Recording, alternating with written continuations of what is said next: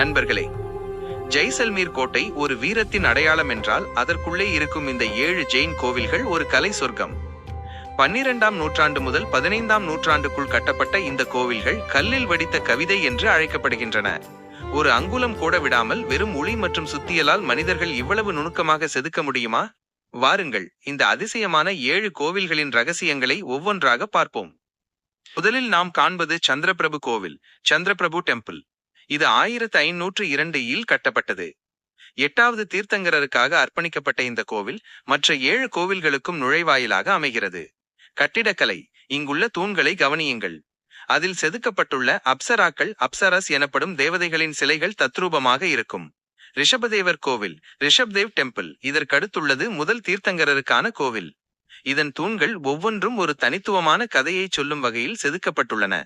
மஞ்சள் மணற்பாறையில் இவ்வளவு மென்மையான வேலைப்பாடுகளை செய்வது அசாத்தியமான ஒரு கலை.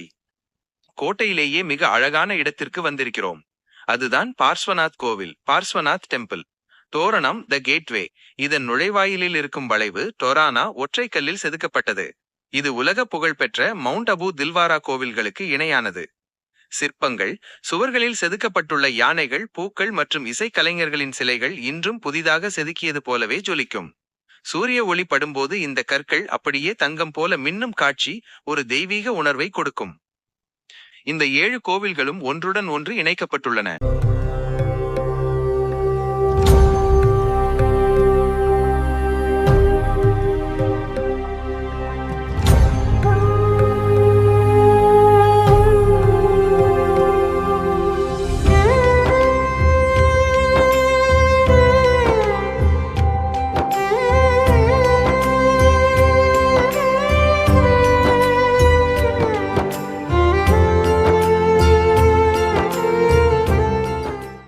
சம்பவ்நாத், சம்பவ்நாத். இதன் மேற்கூரை சீலிங் ஒரு கணித அதிசயம்.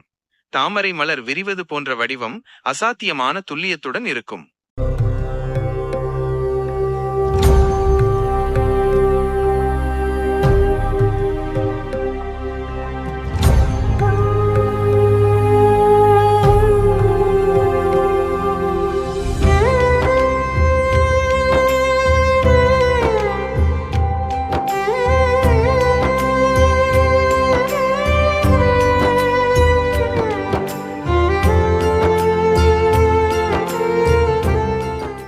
சீதல்நாத், ஷிதல்நாத்.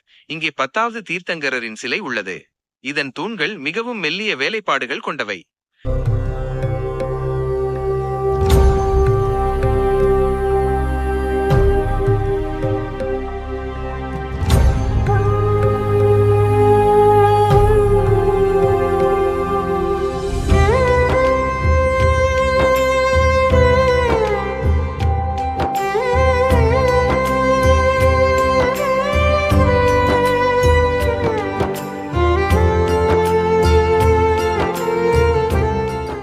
சாந்திநாத் மற்றும் குந்துநாத்.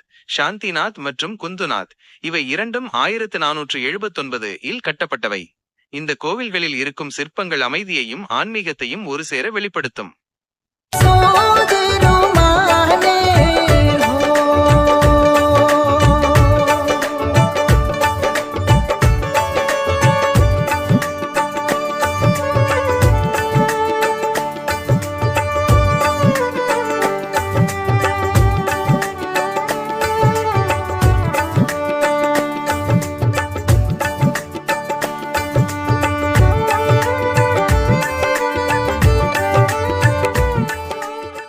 இந்த கோவில்கள் 800 வருடங்களாகியும் சிதையாமல் இருக்க ஒரு முக்கிய காரணம் இதன் இன்டர்லாக்கிங் தொழில்நுட்பம். ஒன்று, சிமெண்ட் கிடையாது. ஒரு சொட்டு சிமெண்ட் அல்லது சுண்ணாம்பு கூட இல்லாமல் கற்களில் காடிகள், க்ரூவ்ஸ் வெட்டி ஒன்றோடு ஒன்று பொருத்தப்பட்டுள்ளன. 2, தூண்கள். ஒவ்வொரு தூணும் பல டன் எடையை தாங்கும் வல்லமை கொண்டது. 3, இயற்கை ஒளி. கோவிலின் உட்புறம் விளக்குகள் இல்லாமலே வெளிச்சமாக இருக்கும்படி அதன் ஜன்னல்கள் மற்றும் கூரைகள் அமைக்கப்பட்டுள்ளன. நண்பர்களே, இந்த கோவில்களை பார்க்க நீங்கள் காலை 8 மணி முதல் மதியம் 12 மணிக்குள் வர வேண்டும். தோல் பொருட்கள், பெல்ட், பர்ஸ் எதையும் உள்ளே கொண்டு செல்ல அனுமதி இல்லை. ஜெய்சல்மீர் கோட்டைக்கு வந்தால் இந்த கலை சொர்க்கத்தை பார்க்காமல் மட்டும் திரும்பி விடாதீர்கள். இந்த வீடியோ உங்களுக்கு பிடிச்சிருந்தா லைக் பண்ணுங்க, சப்ஸ்கிரைப் பண்ணுங்க. அடுத்த வீடியோல சந்திப்போம். நன்றி.